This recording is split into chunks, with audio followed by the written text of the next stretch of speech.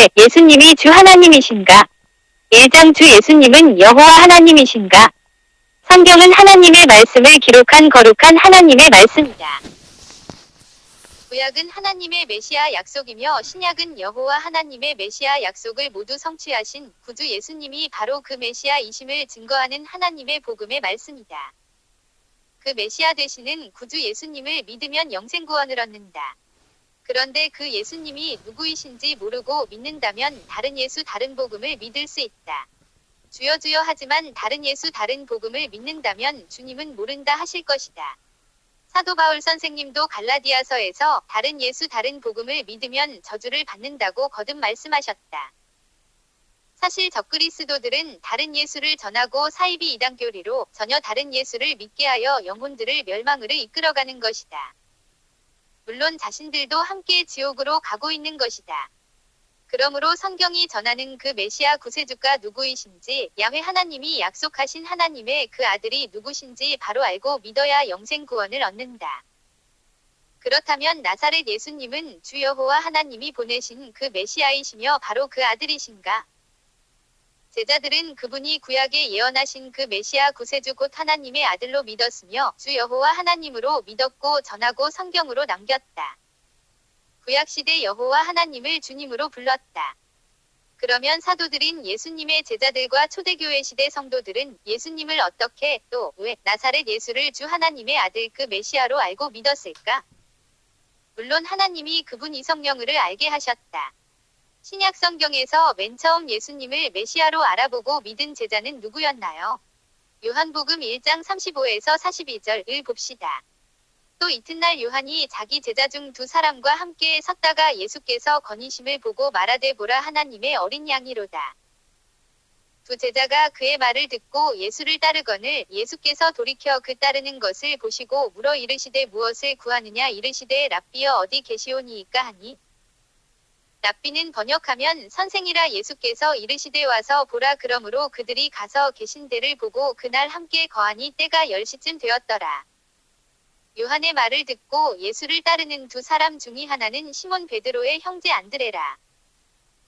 그가 먼저 자기의 형제 시몬을 찾아 말하되 우리가 메시아를 만났다 하고 메시아는 번역하면 그리스도라 데리고 예수께로 오니 예수께서 보시고 이르시되 내가 요한의 아들 시몬이니 장차 게바라 하리라 하시니라. 게바는 번역하면 베드로라. 예수님이 그 메시아인 줄 알아본 첫 제자는 안드레였다. 그래서 그가 베드로를 데리고 예수님께 나왔다. 그들은 어떻게 나사렛 예수님이 그 메시아 이것을 알았을까요? 그것은 세례 요한이 보라 세상 죄를 지고 가는 하나님의 어린 양이라고 증거했고 예수님이 세례를 받으러 오시고 세례 받으실 때 성령이 비둘기같이 예수님 머리 위로 강림하시며 하나님 아버지의 음성을 들었기 때문이었다. 그러므로 그들은 구약 성경에 기록된 그 메시아요 하나님의 어린 양이 바로 나사렛 예수이신 것을 알았다는 것을 알 수 있다.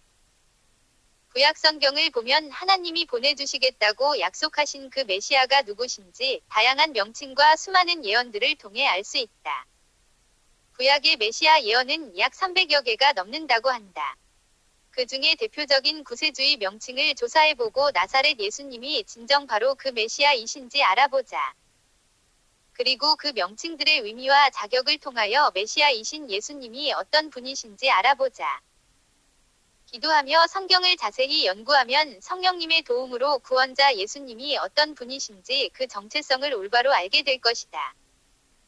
첫째로 구원자 메시아의 자격은 세례 요한이 말한 대로 세상 죄를 지고 가는 하나님의 어린 양이라는 명칭에서 속죄의 제물이어야 한다는 것을 알 수 있다. 예수님은 죄에서 구원하실 자로 오셨다. 예수는 구원이라는 뜻이다. 오직 하나님만 구원자라고 구약에 기록되어 있다. 구속자는 오직 여호와 한 분뿐이시다. 하나님의 어린 양이란 구약시대 속죄를 위한 번제할 제물이다. 거룩하신 공의의 하나님이 죄에 빠져 죽은 영혼을 구원하려 그 아들을 번제할 속죄의 어린 양으로 그 메시아 구세주 예수님을 보낸 것이다. 생명이 피에 있으므로 피가 죄를 속한다 하셨다. 생명은 생명으로 대속이 된다. 죄값은 사망이다. 죄를 범한 인간은 사망을 당한다. 영육간의 죽음이요 지옥불에 버려지는 영원한 사망이다. 둘째 사망 곧 영원한 지옥불이다. 불신자 악인들은 두 번째 사망까지 당하는 것이다. 그러나 하나님은 인류를 죄와 사망에서 구원하시려고 그 아들을 속죄의 제물, 대속에 번제할 어린 양으로 약속한 그 메시아로 나사렛 예수님을 보낸 것이다. 당시 예수라는 이름은 흔한 이름이었다고 한다. 그러므로 예수라고 다 그 메시아 하나님의 어린 양 독생자 예수님은 아니다. 오늘날 거짓 예수 자칭 하나님들이 많다. 예수 이름 부르며 주여 주여 한다고 다 하나님의 자녀는 아니다. 하나님이 보내신 독생하신 하나님의 어린 양이 바로 그 메시아이시다. 죄값은 사망이다. 생명은 생명으로 갚아야 한다. 인간이 죄를 범했기에 그에 상응하는 죄값은 인간이다. 그런데 죄값을 치르려면 죄 있는 인간으로는 안 된다. 죄인은 무가치하기 때문이다. 그러면 죄 없는 인간 흠없고 점없는 어린 양을 바쳤던 구약의 제사와 같이 흠없고 아무 죄 없는 속죄의 대속물로 구원자 메시아가 필요한 것이다. 예수님은 그래서 동정녀 마리아를 통하여 성령으로 잉태되어 죄 없는 유일한 아기 하나님의 어린 양으로 십자가의 대속물이 된 것이다. 여호와의 말씀이 성육신하여 대속의 제물이 되시려 인간으로 오신 것다. 구원자 메시아의 자격은 첫째 죄와 흠이 없어야 한다. 둘째 죄값을 완전하고 온전하게 치를 수 있어야 한다. 그래서 구약에 흠없고 점없는 제물들이 바쳐져야 했다. 하나님이 인정하시는 합당한 제물이어야 했다. 그런데 구약의 제사는 한계가 있는 일시적 속죄의 제사였다. 죄를 지을 때마다 제사를 거듭 올려야 했다. 그러나 하나님의 속죄의 제물로 오신 메시아 구주 예수님은 영 단번에 모든 역사 인류 전체의 죄를 영원히 대속할 하나님의 어린 양으로 오신 것이다. 히브리서를 보면 이 영원한 제사가 단번에 온전히 십자가 위에서 예수님에 의하여 치루어져 인류의 모든 죄를 속하셨다고 증거하고 있다. 그러므로 대속의 주 예수님이 하나님의 어린 양이시라는 것을 믿지 않으면 구원이 없다.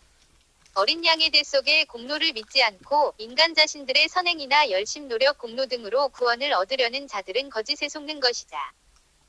오늘날 수많은 자들이 자신들의 힘과 열심으로 구원을 획득하려 애쓴다. 은혜 복음을 모르거나 확신하지 못하기 때문이다.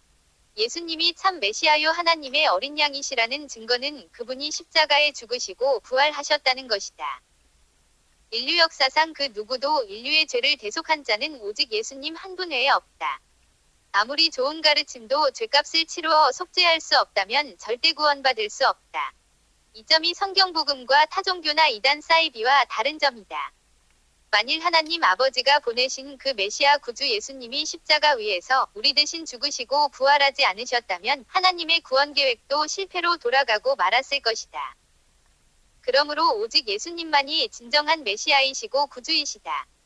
오직 주 예수만이 내가 길이요 진리요 생명이니 나로 말미암지 않고는 아버지께로 올 자가 없다라고 말씀하셨다. 그러므로 타락한 어떤 인간이나 천사도 인간을 구할 수 없다. 그 어떤 방법이나 선행이나 수행 등으로 인간을 구할 수 없고 오직 하나님의 어린 양으로 오신 구주 예수님만이 참 구세주요 그 메시아이신 것이다. 또한 메시아 구세주는 아담의 후손인 타락한 인간이나 다른 피조물은 될 수가 없다. 인간의 죄값을 치르려면 인간의 가치에 상응하고 견줄 수 있고 하나님의 공의의 법에 맞는 대가를 치루어야 한다.